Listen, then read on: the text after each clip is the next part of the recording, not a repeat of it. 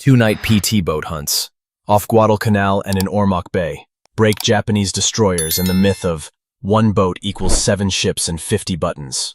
Not magic, but radar, launch geometry, and command discipline. Guadalcanal in the winter of 42 is not just hot daytime lagoons and humid cockpits. This is primarily a night in which seconds decide everything, and each flash is like on a physics exam. An instantaneous pulse followed by a long consequence. In shallow waters and at the long coastal shadows, where grass and mangroves swallow sound, PT patrol boats went to work as watchmakers. They don't shout or argue in the dark. They check bearing, speed, and target angle, and keep the motors on the verge of cavitation so that the propeller doesn't bubble out what the torpedo tube should do. By December, the Solomon Islands had become a giant war metronome.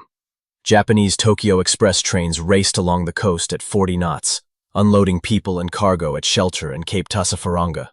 The Americans set up night ambushes. The destroyers marched densely, nervously, with overloaded decks, where depth charges, ammunition, and barrels created an explosive economy of every maneuver. The boaters liked it. A large target, a predictable corridor of movement, limited freedom of evasion due to the coastline.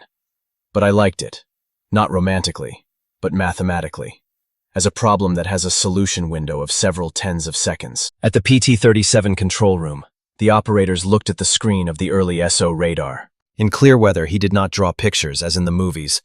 He gave out short pulsations, signal needles, from which it was necessary to cut off the noise of the waves and the crests of the mountains. A few miles ahead, closer to the northern edge of the strait, 2 stable markers appeared. The commander contacted the PT-40, confirmed the contact, checked the firing sectors, and ordered it to be reduced. The keeled wave has smoothed out. The diesels have switched from a roaring shelf to a working hum. The watchman on the nose caught the silhouettes not with his eyes, but with his ear. If you hear the dry cough of the turbines, it's an airplane.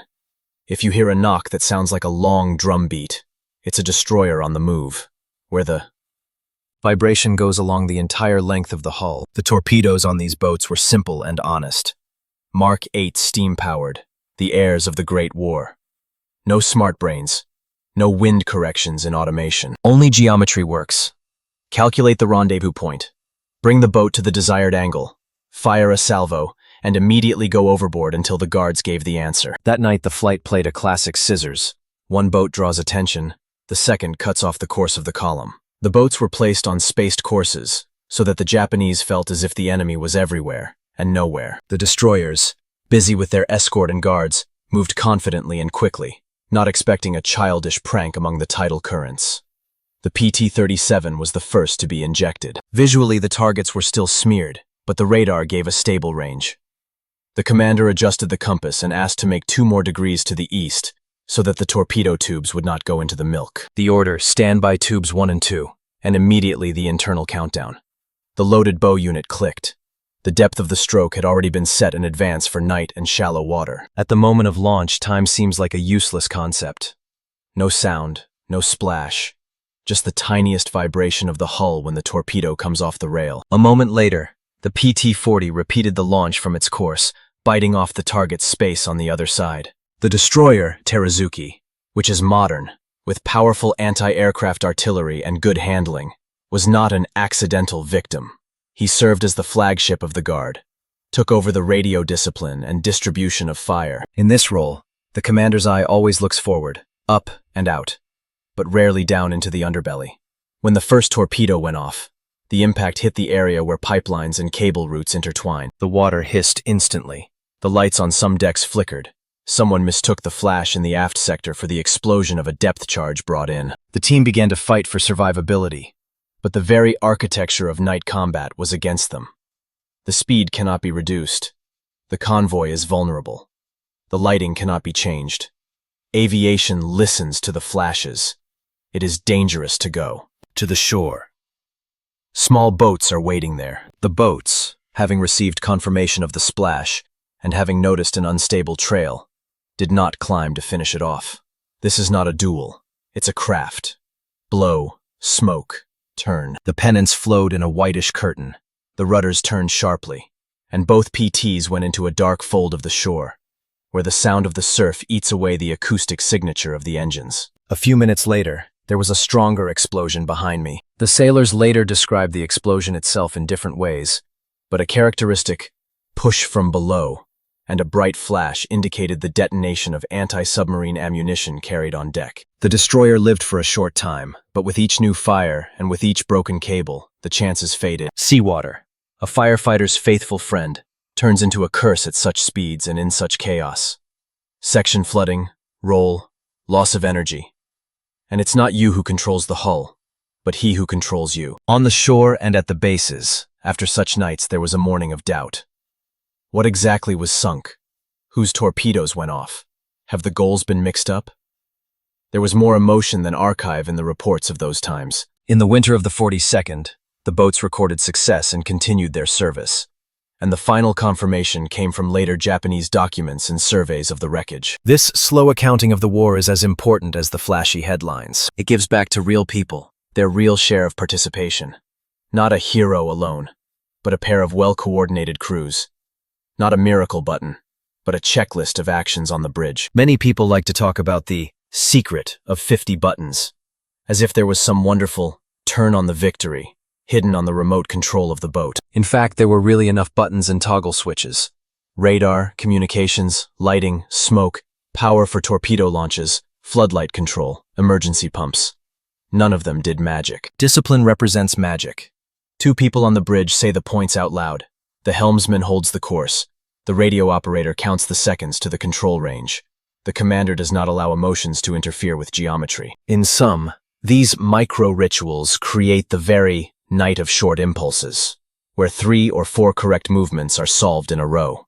The death of the Teruzuki was a lesson for the boats with 2 conclusions. First, even a large, trained and manned ship became vulnerable if it was forced to simultaneously solve too many tasks in a narrow space. Secondly, single raids are beautiful in the movies, but on the water, a bunch wins, mutual cover, and the ability to disappear after launching faster than the enemy has time to believe that this has happened. In the following months, this logic will grow into a doctrine, and the boats will continue the night arithmetic of war, where the chances grow not from legends, but from cold technology and patient practice. The Bay of Ormoc in the winter of 44 resembled a huge cauldron, where each ingredient boils by itself and all together forms a storm. The air vibrated with tracers, the water was scarred with screws, and the sweet smell of diesel and burnt insulation hung over the reefs. On these nights, the Japanese tried to push people and cargo to Leyte at all costs.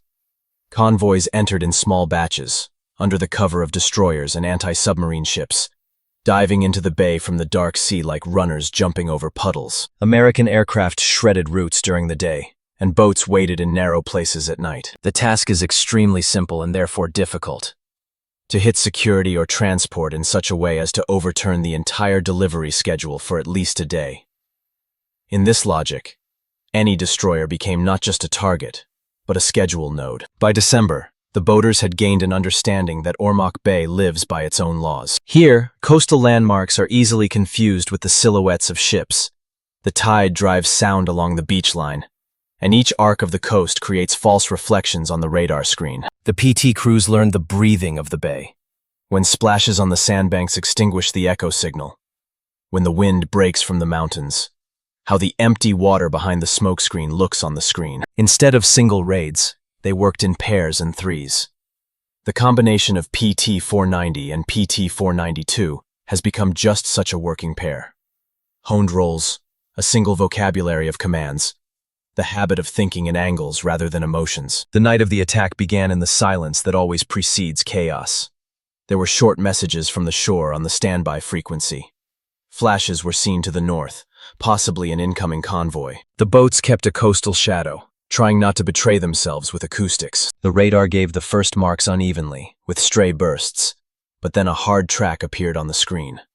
A target with steady speed, ahead of a group of lights that did not look like fishing lights. The pair went into a separate formation. One boat takes the role of an observer and a voice. The second, a firing position with the expectation of a short transition to the launch point. The Uzuki led the guard and walked confidently, like a ship that is not used to looking back at the kids. There are air defenses and depth charges on deck, and the crew is nervous after the day's raids. There are too many tasks per square meter per night. The work of a radar operator at such moments is like conducting in a whisper. Ranges, Courses and target adjustments are discussed quickly and smoothly. The commander of the attack boat asks for 2 more degrees to the left, so that the torpedo tubes lie not along, but across the probable course of the destroyer. There is no place for heroics on the bridge. There is a place for metronomy. Make a move, slow down, check the depth of the torpedoes, make sure that the smoke is ready for installation, that the searchlights are diffused and do not accidentally flare. Up. An alien world can be heard over the connection. Somewhere further away, anti-aircraft guns are striking. Perhaps one of the flying boats is looking for targets at sea. This noise is huge, but inside the pair it should become the background. The first launch is always like jumping over an invisible line. The PT-490 issues commands to tubos 1 and 2.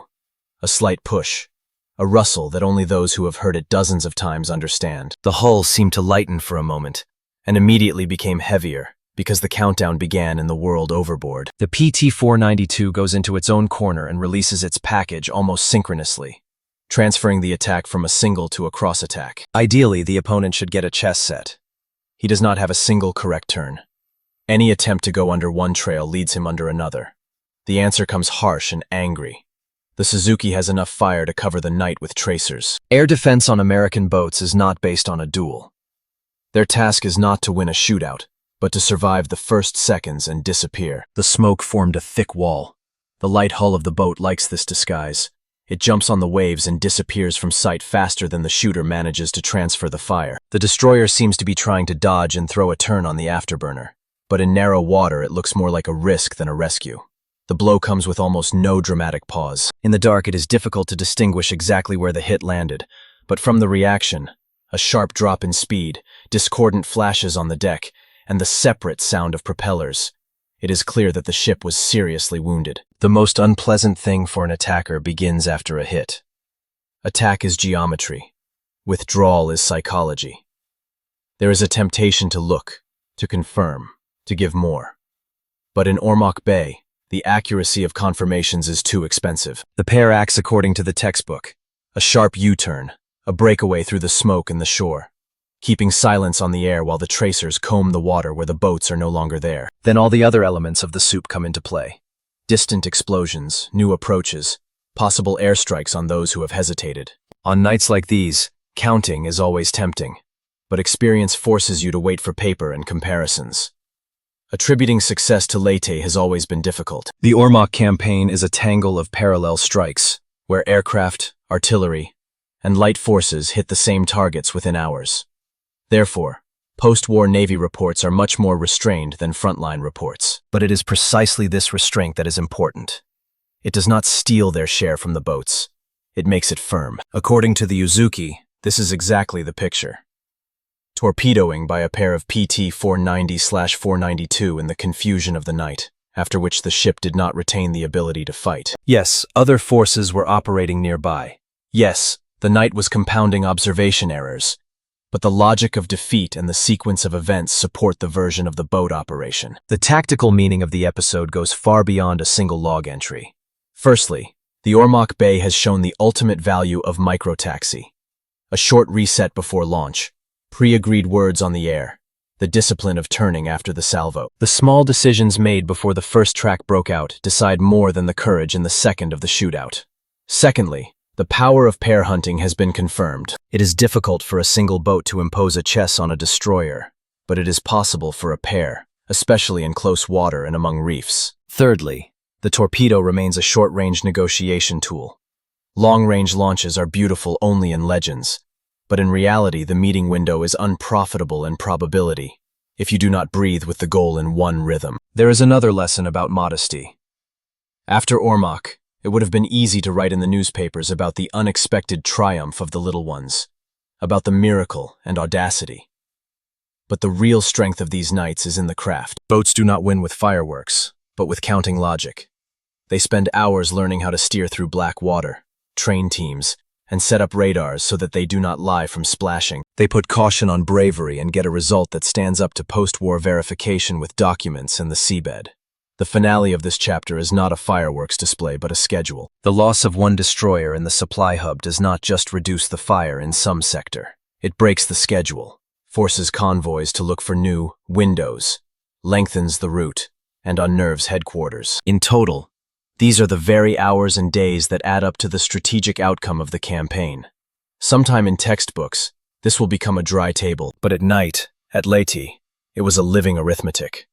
A couple of boats, the right angle, a decisive launch, a dispassionate departure, and the boiling bay broth, which, after cooling down for a moment, recognized that small players can change the taste of an entire war. Myths in war are born from a mixture of noise, adrenaline, and the desire for a story to sound louder than a gunshot. A night battle rarely leaves a clean record. Eyes get tired, landmarks jump, tracers draw false trajectories, and any splash seems like a hit. In such an environment, overestimation is not malicious intent, but a byproduct of survival. When you're on a small boat, where every second is a knife in your throat, your brain saves calculations and replaces probabilities with solutions. In place, there's a flash, which means you've hit. The target has disappeared from view, which means it's sinking. In the morning, this heuristic turns into 1 destroyer destroyed in the report, 2 units in the briefing in the afternoon. And by evening, the newspaper headline gives the world 7. This is how a ladder of exaggerations develops, where each step is slightly springy, but the overall flight leads far away from the facts. Propaganda adds an amplifier. She doesn't need complicated probability graphs in the words verification. She needs a winning rhythm, especially when the front is at its limit.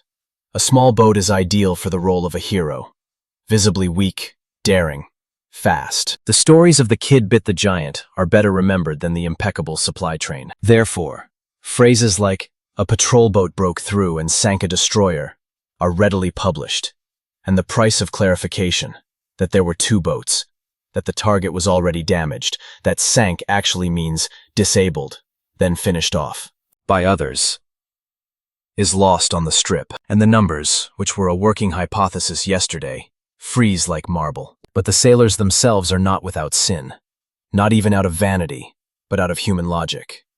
If in doubt, rate higher. At night, it is difficult to distinguish between the explosion at the side and the self-detonation of a depth charge blown off the nits. It is difficult to hear how the target drops his move, due to his own maneuver or from being hit. It's hard to finally admit that your volley could have gone into the milk. Post-war analyses neatly revealed these traps of perception. Coincidences in time turned into causality, and the rare cases of 2 torpedoes, the same trace, duplicated the account. The result was what historians call victory inflation. Not malicious, but sustained. This is where the legend of the buttons arises. The more complex and inconspicuous the real reasons for success, radar discipline, broadcast encryption, crew training, and short, range launch geometry, the more compelling it is to explain everything with one mysterious thing. 50 buttons. Sounds beautiful. It's like there's a hidden combat magic panel that a brave sailor found and turned on the destroyer attack mode. In practice, these buttons are just power switches, backlight switches, radar mode switches, smoke triggers, torpedo tubes, emergency pumps. There are many of them, but they are not a secret weapon, but an interface of discipline. The real magic is in the checklists. 2 voices on the bridge, 1 terminology, 0 improvisations at a dangerous moment. Such a ritual is boring for newspapers, but it can be reproduced in another bay, on another night. How can you verify high-profile claims without drowning in paperwork? The working method is 3-beam. Ray 1 is the synchronization of sources.